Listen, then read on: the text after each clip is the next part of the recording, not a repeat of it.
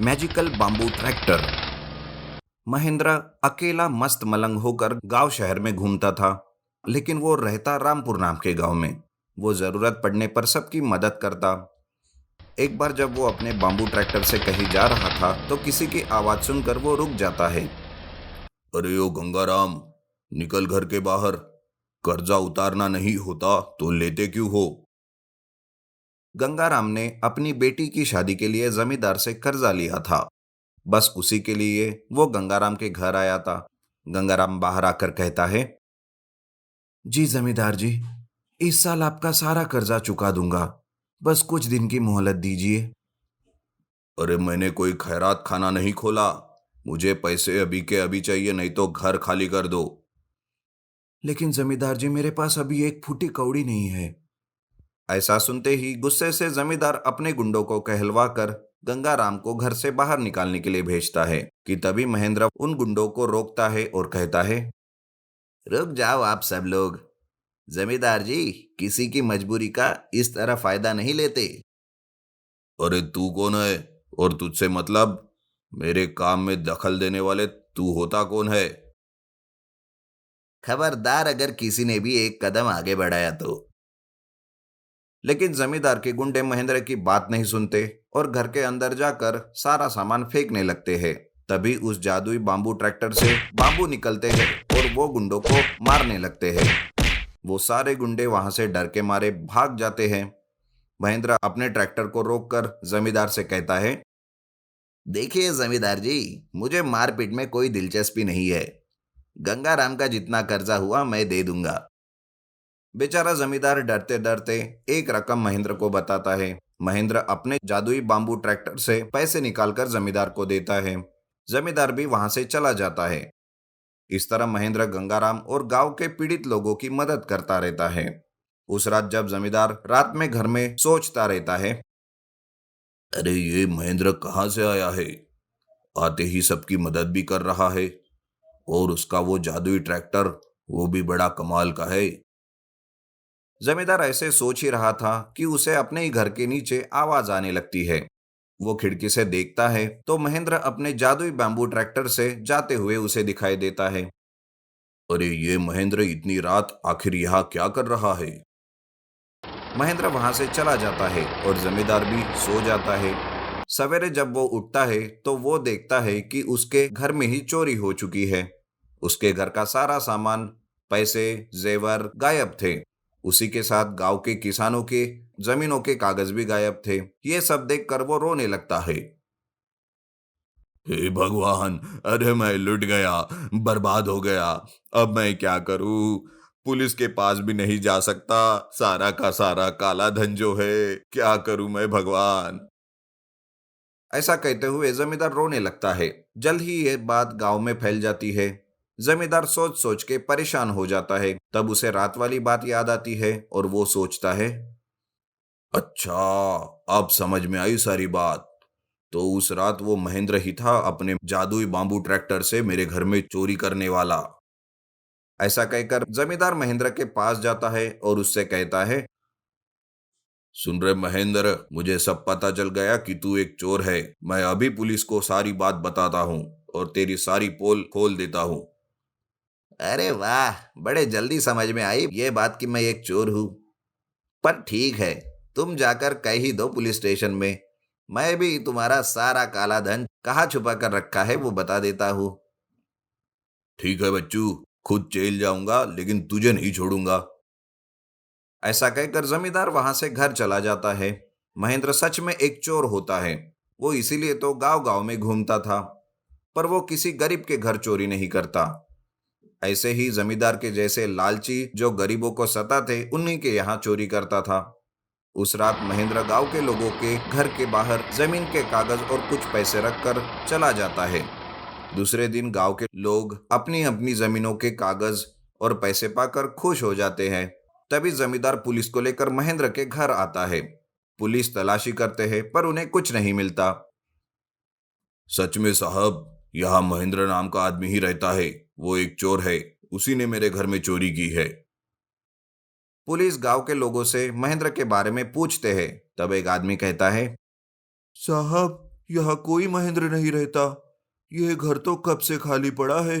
लगता है जमींदार जी के घर में चोरी होने के कारण ये पागल हो गए हैं और अनाप शनाप बक रहे हैं। ये सुनकर पुलिस वहां से चली जाती है। जमींदार भी अपने सर पर हाथ लेकर वहीं बैठ जाता है। गांव वालों को सब पता था कि महेंद्र ने चोरी की थी, पर गांव वालों ने महेंद्र का साथ दिया। इस तरह महेंद्र अपने मैजिकल बांबू ट्रैक्टर से दूसरे गांव निकल जाता है और रामपुर के लालची जमींदार के जैसे ही दूसरे गांव के बाकी लालची जमींदारों के यहाँ चोरी करता और गांव के लोगों की मदद करता। Magical remote control tractor.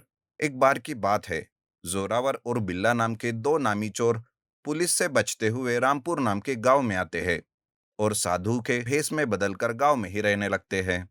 गांव के लोग भी उन्हें अच्छे से देखने लगते हैं। उन्हें क्या चाहिए क्या नहीं सब देखते हैं, जिस वजह से जोरावर और बिल्ला दोनों भी उसी गांव में अपना डेरा जमा लेते हैं। जोरावर कहता है, क्या बात है बिल्ला, इस गांव के लोग तो हमारे झांसे में आ गए और ऊपर से हमें दक्षिणा भी दे रहे हैं। हाँ यार, अब इनसे सेवा करवाते ही रहेंगे जब तक पुलिस हमें ढूंढ ढूंढ कर परेशान नहीं होती और हमारा केस बंद नहीं करती। इस तरह से गांव के लोग उन दोनों भोंदू साधुओं को सर पर बिठाकर उनकी सेवा करने लगते हैं। उन्हें दक्षिणा भी देते रहते हैं। इस तरह काफी महीने गुजर जाते हैं और दोनों अब किसी को लूटकर गांव छोड़ने की योजना बनाते हैं। तभी एक दिन रामलाल नाम का एक किसान बड़ा परेशान होकर दोनों साधुओं के सामने से जा रहा होता है। उसे परेशान देखकर दोनों सोचते हैं, अरे बिल्ला, वो देखो हमारा मुर्गा जा रहा है। अरे तो फिर देर किस बात की, जल्दी से उसे बुला लो। जोरावर उसे बुलाता है। बाबा ने बुलाया है ये देखकर रामलाल भी उसके पास जाता है और जोरावर उसे पूछता है, अरे बच्चा, क्या हुआ तुम्हें? क्यों तुम इतने परेशान हो? हमें बताओ, हम तुम्हारी परेशानी दूर करेंगे बच्चा। महाराज, फसल अच्छी नहीं हुई, ऊपर से बेटी की शादी करनी है। मेरे पास पैसे भी नहीं है। अब आप ही बताइए, मैं क्या करूं महाराज, मैं क्या करूं? उसको इतना परेशान और रोता हुआ देखकर बिल्ला कहता है, रो मत बेटा, हमारे पास तुम्हारी इस मुसीबत का हल है। हम आज ही तुम्हारे लिए पूजा करते हैं और तुम्हारी सारी मुसीबतों को दूर करते हैं बेटा। क्या सच में महाराज? क्या सच में ऐसा हो सकता है? बिल्कुल होगा बेटा, लेकिन इसके लिए थोड़े रुपए खर्च होंगे। कल शाम को तुम रुपए लेकर आ जाना, मैं तुम्हें एक चीज दे दूंगा। उससे तुम्हारी सारी मुश्किलें दूर हो जाएगी। लेकिन कितने रुपए लगेंगे महाराज? इस पूजा के लिए 50,000 रुपए खर्च होंगे बेटा। ये सुनकर रामलाल अपने मन ही मन में सोचने लगता है, अरे बाप रे, 50,000 रुपए! लेकिन इतने रुपए तो मैंने अपनी बेटी की शादी के लिए जमा करके रखे हैं। अब महाराज को दूंगा तो कैसे होगा? इस तरह से रामलाल थोड़ी देर सोचता है, लेकिन फिर मान जाता है और दूसरे ही दिन वो 50,000 रुपए लेकर महाराज को देता है। महाराज 50,000 रुपए लेकर सोचता है कि उसे ऐसी क्या चीज दे जिससे वो दोनों भी पकड़ में ना आए। तभी जोरावर की नजर उसके झोले में रखे एक रिमोट कंट्रोल ट्रैक्टर के खिलौने पर पड़ती है और उसे निकालकर वो रामलाल को दे देता है और कहता है, ये लो बच्चा, इसे ले लो। इस रिमोट कंट्रोल ट्रैक्टर को कोई खिलौना मत समझना बेटा। ये तो एक जादुई रिमोट कंट्रोल ट्रैक्टर है। जब तुम इसे चलाओगे, इसमें से ढेर सारे पैसे निकलेंगे और तुम्हारी सारी मुश्किलें दूर हो जाएगी।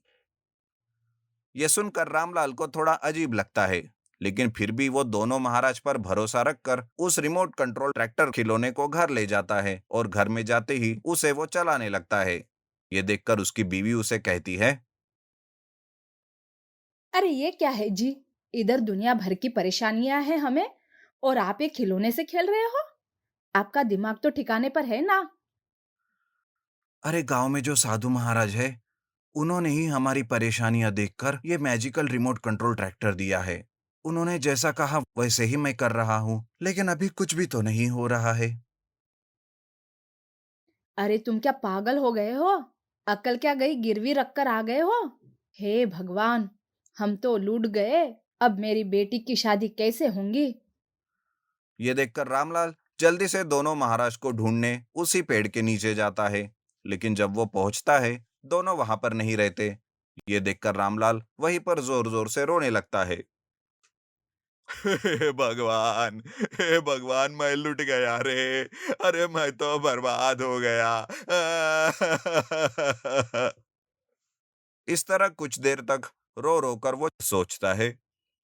मैंने मेरी बेटी की जिंदगी बर्बाद कर दी है। अब तो मुझे जीने का कोई हक नहीं है। मैं जाकर कहीं मर जाता हूँ भगवान। ऐसा सोचकर वो जंगल की तरफ निकलता है और जंगल में जाते ही उसको एक शेर बैठा दिखाई देता है। रामलाल सोचता है। मैं एक काम करता हूँ, इस शेर के सामने चला जाता हूँ। ये मुझे खा जाएगा और सारा किस्सा खत्म हो जाएगा। इस तरह वो रोते रोते उस मैजिकल रिमोट कंट्रोल ट्रैक्टर को देखते हुए उस शेर के सामने जाकर खड़ा होता है। लेकिन वो शेर आता ही नहीं। ये देखकर रामलाल चौंक जाता है और उस शेर के पास जाकर देखता है तो उसे पता चलता है कि शेर के पैरों में एक कांटा चुभा हुआ है, जिस वजह से वो शेर चल नहीं पा रहा था। रामलाल उस कांटे को निकाल फेंकता है और फिर से उस शेर के सामने खड़ा हो जाता है। लेकिन देखते ही देखते वो शेर एक दुर्गा रानी में बदल जाता है और वो दुर्गा रानी रामलाल से कहने लगती है। तुम भले मनुष्य हो रामलाल, इस हार से अपना जीवन मत नष्ट करो। ऐसा कहकर दुर्गा रानी रामलाल के पास जो ट्रैक्टर का खिलौना था उस पर एक प्रकाश छोड़ती है और वो ट्रैक्टर एकदम से बड़ा हो जाता है। वो दुर्गा रानी वहां से गायब हो जाती है। रामलाल थोड़ी देर सोचता ही रहता है कि अचानक उसके हाथ में जो रिमोट था उसकी एक बटन दब जाती है और वो ट्रैक्टर शुरू हो जाता है और उसमें से धुएं के बदले ढेर सारे सोने के सिक्के निकलने लगते हैं। ये देखकर रामलाल बड़ा खुश हो जाता है। अरे, अरे ये क्या? सोने के सिक्के? ये तो सच में मैजिकल रिमोट कंट्रोल ट्रैक्टर है। जय हो दुर्गा मैया की, जय हो।